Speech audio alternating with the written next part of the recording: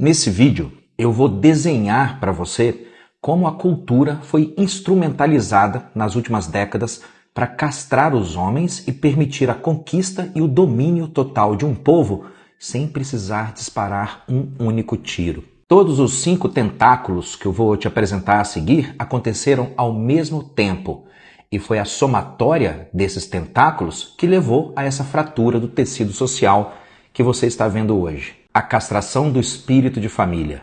Durante séculos, o lar foi uma unidade produtiva onde o homem tradicionalmente assumia riscos para sustento e estabilidade. A avalanche de narrativas sobre patriarcado opressor, masculinidade tóxica, misoginia, violência psicológica, políticas genocentradas e leis misândricas implodiram o valor da energia masculina no lar. Com isso, os homens recuaram, deixando vazios que foram preenchidos por um sem número de programas de bem-estar patrocinados pelo Papai Estado. Uma vez instalado esse aplicativo de anomia social, o Estado, muito gentilmente e convenientemente, apareceu se oferecendo para assumir a figura do pai benevolente. Famílias sem figuras paternas fortes dependem 40% mais de benefícios governamentais, e isso cria uma teia de dependências que foi passando de uma geração à geração seguinte. 2. A castração do espírito de empreendedorismo. Historicamente, os homens respondem por pelo menos 70% dos empreendimentos iniciais, porque a propensão masculina ao risco é biológica e cultural. Agora considere o seguinte, um estudo realizado em 2014 envolvendo pesquisadores australianos e britânicos mostrou que os homens com níveis mais altos de testosterona são mais propensos a serem mais empreendedores e autônomos.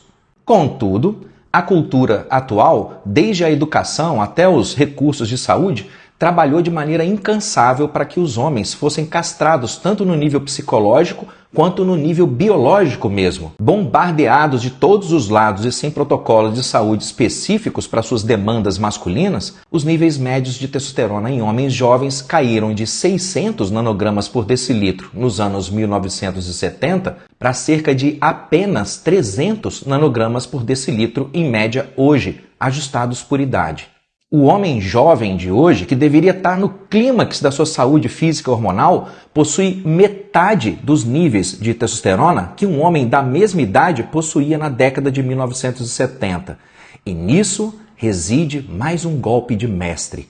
Com essa crise biológica da masculinidade, onde os homens com baixos níveis hormonais são punidos toda vez que eles tentam se reconectar à sua energia masculina, o empreendedorismo despencou. Nos últimos anos, a intenção empreendedora dos homens diminuiu 20%, aumentando a busca por concursos públicos ou empregos corporativos controlados, a famosa CLT. Sem homens ousados, não há competição real, só vassalos do Estado, mendigando empregos públicos enquanto o próprio Estado não encontra qualquer resistência para sufocar a iniciativa individual, criando uma economia de zumbis dependentes.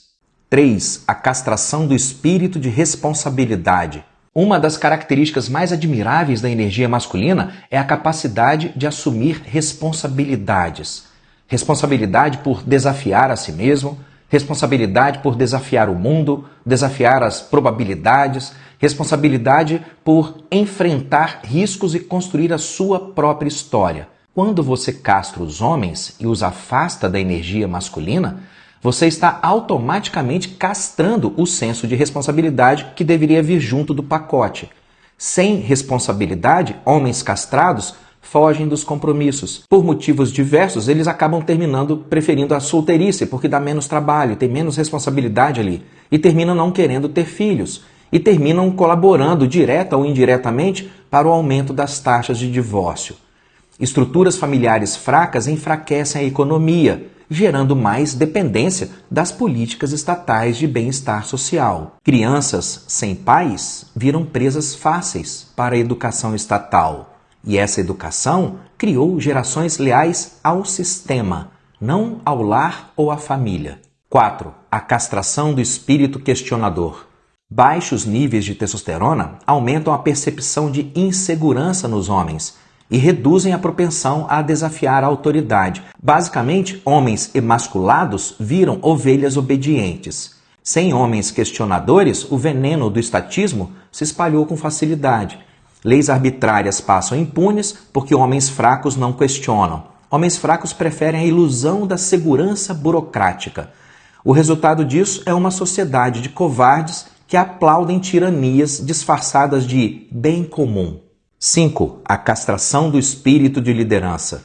Além do espírito de responsabilidade, o espírito de liderança é outra característica extraordinária da energia masculina. Mas homens castrados não lideram, eles se escondem. As mulheres sentem o vácuo dessa ausência de liderança e correm para os braços do Estado, o Estado de novo, procurando o Estado como um protetor substituto e demandando mais intervenções governamentais, até mesmo intervenções que afetam a estrutura e a dinâmica da família. Então, quando você utiliza a cultura, a mídia, a educação, as leis, a política, a psicologia, a alimentação e até mesmo o sistema de saúde para castrar os homens e mantê-los irremediavelmente castrados, você transforma o principal ponto de resistência que poderia existir em um saco de geleia inerte. Sem essa resistência, fica fácil instalar o controle social como um câncer silencioso e eficiente. É muito mais fácil controlar um Estado do que controlar 50 milhões de homens ao mesmo tempo.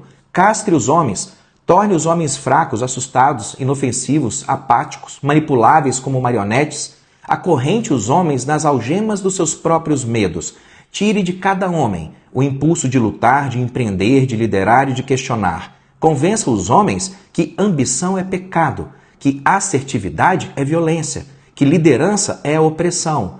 Torne os homens emocionalmente frágeis. Faça com que os homens se envergonhem da própria natureza. Faça com que os homens se culpem por existir e peçam desculpas por terem nascido homens.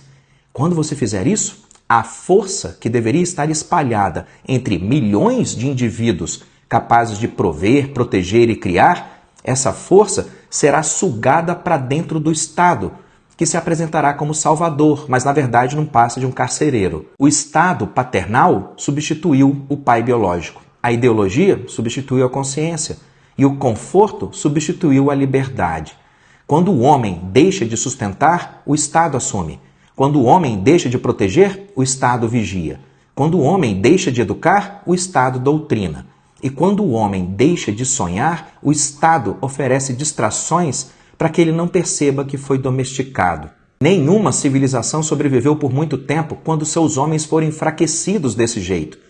Toda vez que a coragem, a disciplina e a responsabilidade masculina são ridicularizadas, o poder é centralizado no Estado. É por isso que o controle de uma nação começa com a neutralização dos seus homens. Um povo de homens enfraquecidos, ele não precisa ser conquistado, ele está pronto para ser administrado. Esse novo império da submissão, ele não se impõe mais pela espada, ele se impõe pelo esgotamento psicológico, pela vergonha moral e pela anestesia dos homens. Como eu te disse, é mais fácil controlar apenas um Estado do que conquistar pela força bruta milhões de homens que compõem uma nação. E esse, senhores, é o mecanismo e o objetivo da engenharia da fraqueza. Será que agora você consegue enxergar isso direito?